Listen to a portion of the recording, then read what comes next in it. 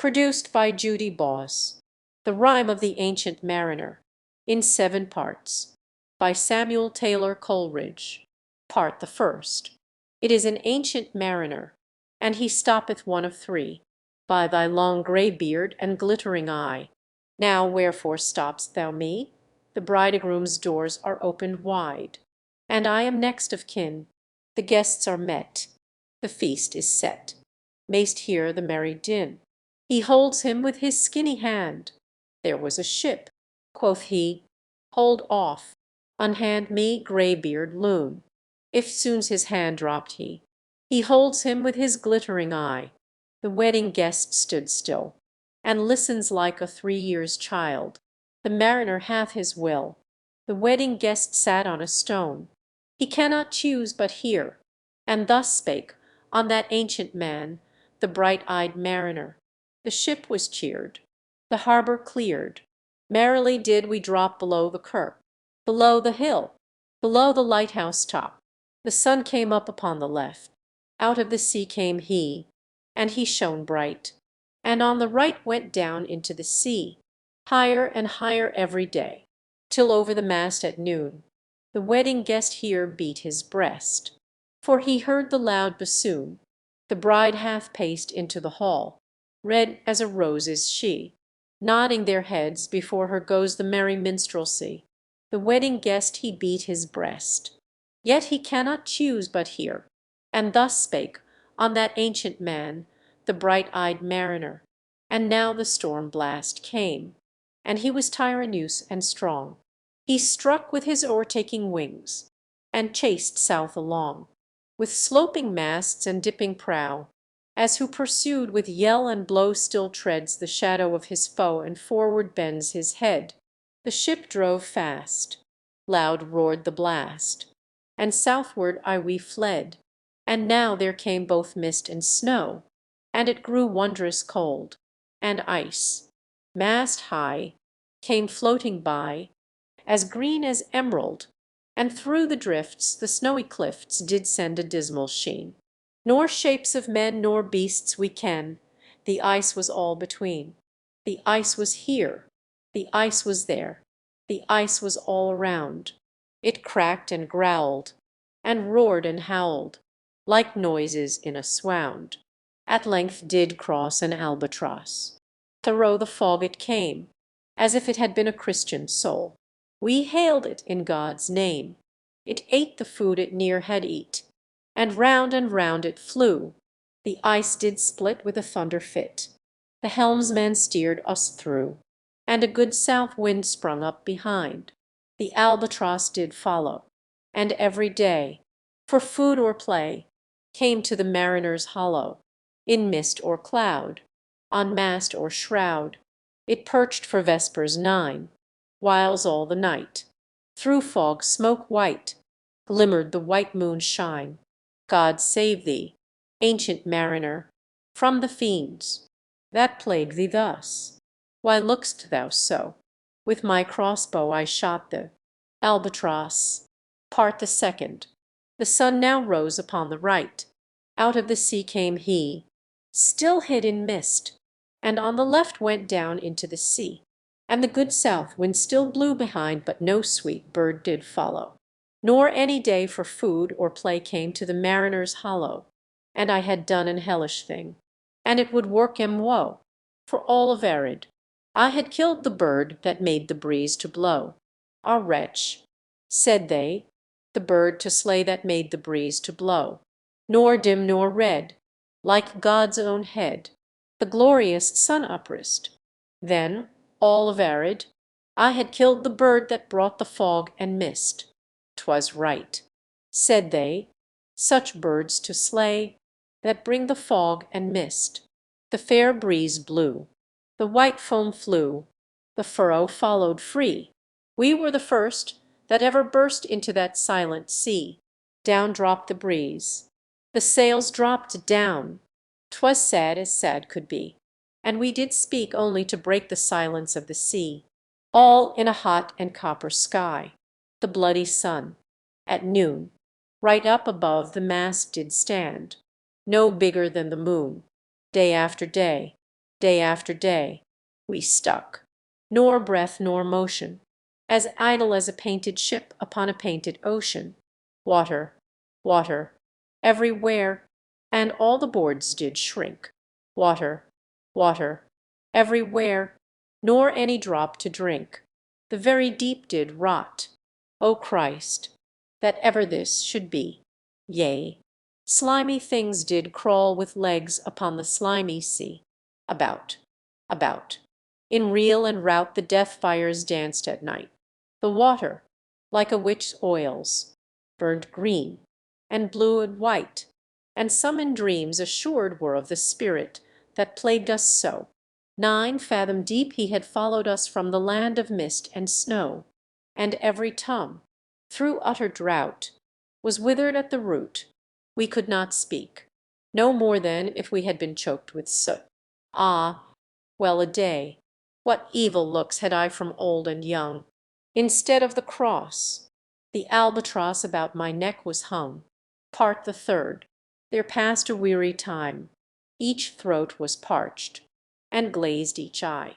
A weary time, a weary time. How glazed each weary eye, when looking westward, I beheld a something in the sky. At first it seemed a little speck, and then it seemed a mist. It moved and moved, and took at last a certain shape. I wist. A speck, a mist, a shape, I wist. And still it neared and neared, as if it dodged a water sprite. It plunged and tacked and veered, with throats unslaked, with black lips bait. We could not laugh nor wail. Through utter drought all dumb we stood. I bit my arm, I sucked the blood, and cried, "A sail, a sail!" with throats unslaked, with black lips bait. Agape they heard me call, "Gramercy!" They for joy did grin, and all at once their breath drew in, as they were drinking all. "See, see," I cried, "she tacks no more hither to work us weal, without a breeze, without a tide. She steedies with upright keel." The western wave was all aflame, the day was well nigh done. Almost upon the western wave rested the broad bright sun, when that strange shape drove suddenly betwixt us and the sun, and straight the sun was flecked with bars. Heaven's mother send us grace! As if through a dungeon grate he peered, with broad and burning face. Alas! thought I, and my heart beat loud, how fast she nears and nears. Are those her sails that glance in the sun, like restless gossamers? Are those her ribs through which the sun did peer, as through a grate? And is that woman all her crew? Is that a death? And are there two? Is death that woman's mate? Her lips were red, her looks were free, her locks were yellow as gold, her skin was as white as leprosy. The nightmare life in death was she, who thicks man's blood with cold. The naked hulk alongside came, and the twain were casting dice. "The game is done. I've won, I've won," quoth she, and whistles thrice.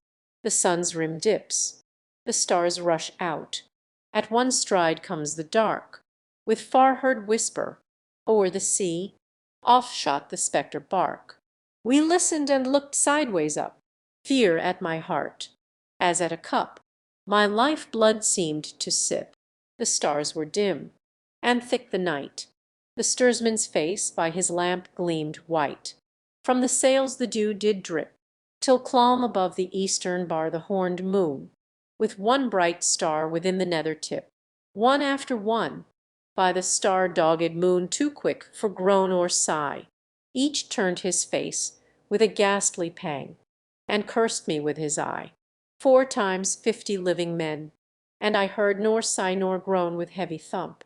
A lifeless lump, they dropped down one by one. The souls did from their bodies fly. They fled to bliss or woe, and every soul, it passed me by, like the whiz of my crossbow. Part the fourth. I fear thee, ancient mariner, I fear thy skinny hand, and thou art long, and lank, and brown, as is the ribbed sea sand. I fear thee and thy glittering eye, and thy skinny hand, so brown. Fear not, thou wedding guest. This body dropped not down. Alone, alone, all, all alone, alone on a wide, wide sea. And never a saint took pity on my soul in agony. The many men, so beautiful, and they all dead did lie, and 1,000,000 slimy things lived on, and so did I. I looked upon the rotting sea, and drew my eyes away. I looked upon the rotting deck, and there the dead men lay. I looked to heaven, and tried to pray, but or ever a prayer had gushed, a wicked whisper came, and made my heart as dry as dust. I closed my lids, and kept them close, and the balls like pulses beat. For the sky and the sea, and the sea and the sky lay like a load on my weary eye, and the dead were at my feet. The cold sweat melted from their limbs, nor rot nor reek did they. The look with which they looked on me had never passed away. An orphan's curse would drag to hell a spirit from on high. But oh, more horrible than that is a curse in a dead man's eye. 7 days, 7 nights, I saw that curse, and yet I could not die. The moving moon went up the sky, and nowhere did abide. Softly she was going up, and a star or two beside. Her beams bemicked the sultry main, like April hoar-frost spread. But where the ship's huge shadow lay, the charmed water burnt alway as still and awful red. Beyond the shadow of the ship I watched the water snakes. They moved in tracks of shining white, and when they reared, the elfish light fell off in hoary flakes. Within the shadow of the ship I watched their rich attire, blue, glossy green, and velvet black. They coiled and swam, and every track was a flash of golden fire. O happy living things! No tongue their beauty might declare. A spring of love gushed from my heart, and I blessed them unaware. Sure my kind saint took pity on me, and I blessed them unaware. The self-same moment I could pray, and from my neck so free the albatross fell off, and sank like lead into the sea. Part the fifth. O sleep, it is a gentle thing, beloved from pole to pole. To Mary Queen the praise be given. She sent the gentle sleep from heaven, that slid into my soul. The silly buckets on the deck, that had so long remained, I dreamt that they were filled with dew, and when I awoke, it rained. My lips were wet, my throat was cold, my garments all were dank. Sure I had drunken in my dreams, and still my body drank. I moved, and could not feel my limbs. I was so light, almost I thought that I had died in sleep, and was a blessed ghost. And soon I heard a roaring wind. It did not come aner, but with its sound it shook the sails, that were so thin and sere. The upper air burst into life, and 100 fire flags she. To and fro they were hurried about, and to and fro, and in and out. The wan stars danced between, and the coming wind did roar more loud, and the sails did sigh like sedge, and the rain poured down from one black cloud. The moon was at its edge, the thick black cloud was cleft, and still the moon was at its side. Like waters shot from some high crag, the lightning fell with never a jag. A river steep and wide, the loud wind never reached the ship. Yet now the ship moved on. Beneath the lightning and the moon the dead men gave a groan. They groaned, they stirred, they all uprose, nor spake, nor moved their eyes. It had been strange, even in a dream, to have seen those dead men rise. The helmsman steered. The ship moved on, yet never a breeze up blew. The mariners all 'gan work where they were wont to do. They raised their limbs like lifeless tools. We were a ghastly crew. The body of my brother's son stood by me knee to knee. The body and I pulled at one rope. But he said not to me, I fear thee. Ancient mariner, be calm, thou wedding guest. 'Twas not those souls that fled in pain, which to their courses came again, but a troop of spirits blest. For when it dawned, they dropped their arms, and clustered round the mast. Sweet sounds rose slowly through their mouths, and from their bodies passed. Round, round, flew each sweet sound, then darted to the sun. Slowly the sounds came back again, now mixed, now one by one. Sometimes a dropping from the sky I heard the skylark sing, sometimes all little birds that are. How they seemed to fill the sea and air with their sweet jargoning, and now 'twas like all instruments, now like a lonely flute, and now it is an angel's song that makes the heavens be mute. It ceased, yet still the sails made on a pleasant noise till noon, a noise like of a hidden brook in the leafy month of June, that to the sleeping woods all night singeth a quiet tune.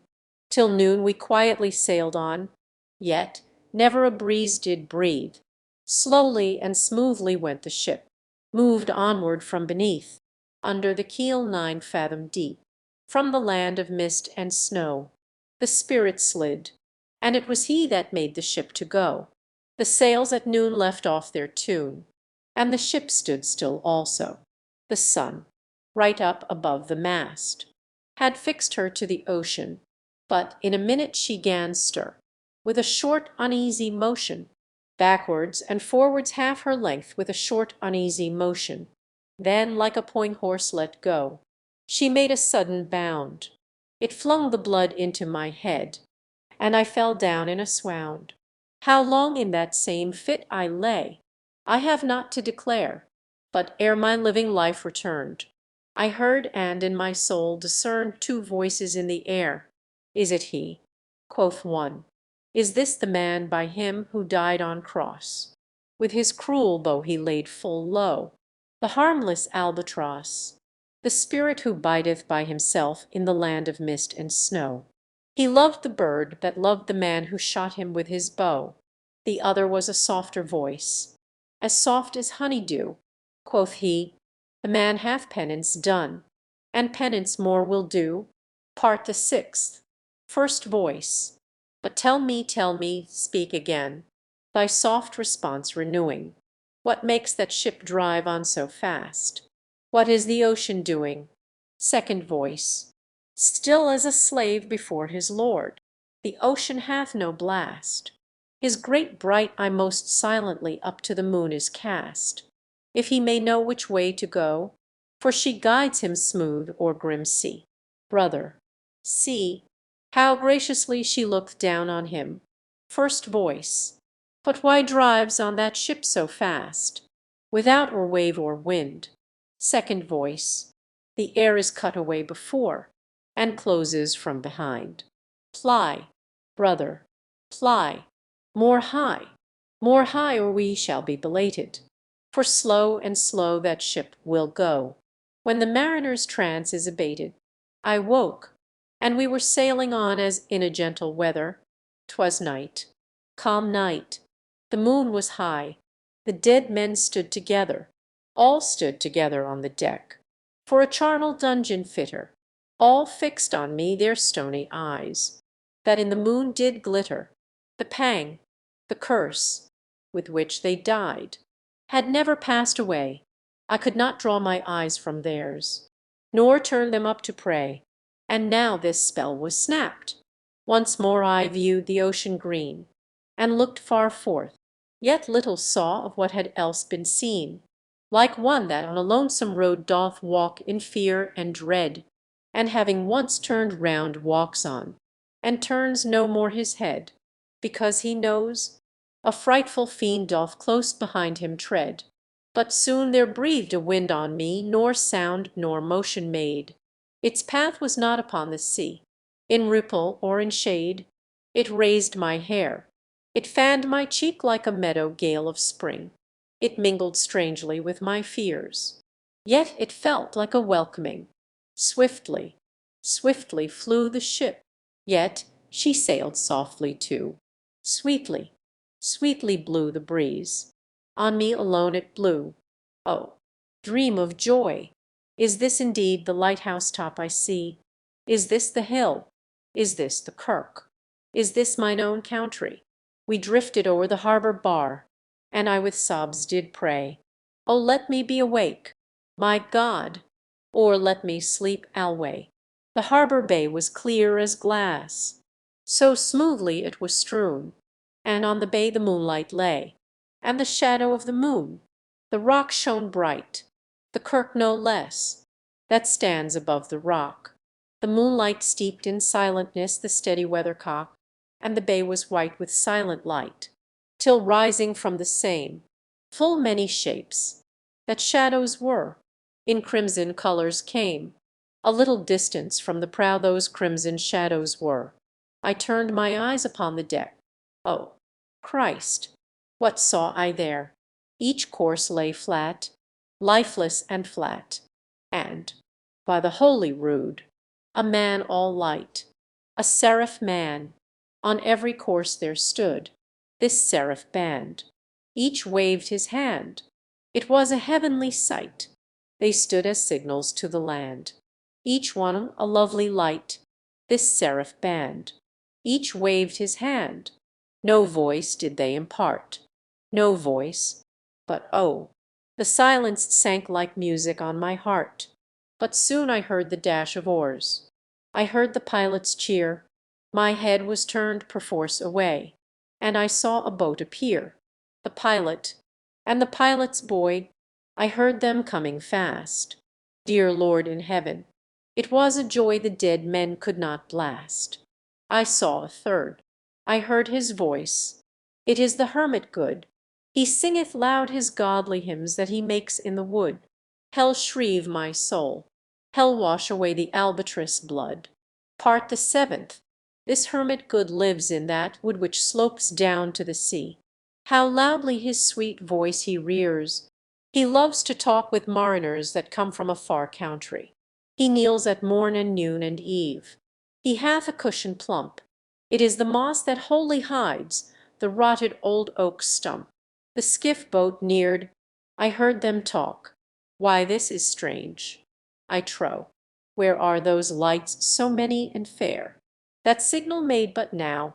Strange, by my faith, the hermit said, and they answered not our cheer.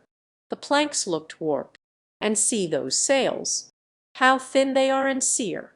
I never saw aught like to them, unless perchance it were brown skeletons of leaves that lag my forest brook along, when the ivy tod is heavy with snow, and the old whoops to the wolf below, that eats the she-wolf's young. Dear Lord, it hath a fiendish look. The pilot made reply, I am afeard. Push on, said the hermit charily. The boat came closer to the ship, but I nor spake nor stirred. The boat came close beneath the ship, and straight a sound was heard. Under the water it rumbled on, still louder and more dread. It reached the ship, it split the bay.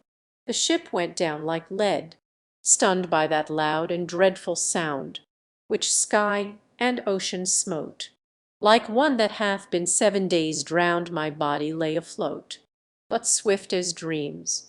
Myself I found within the pilot's boat, upon the whirl, where sank the ship. The boat spun round and round, and all was still, save that the hill was telling of the sound. I moved my lips. The pilot shrieked and fell down in a fit. The holy hermit raised his eyes, and prayed where he did sit. I took the oars. The pilot's boy, who now doth crazy go, laughed loud and long, and all the while his eyes went to and fro. "Han, Han," quoth he, "full plain I see, the devil knows how to row.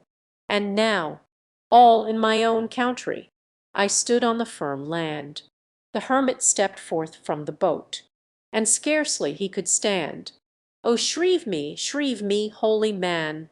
The hermit crossed his brow. "Say quick," quoth he, "I bid thee say, what manner of man art thou?" Forthwith this frame of mine was wrenched with a woeful agony. which forced me to begin my tale, and then it left me free.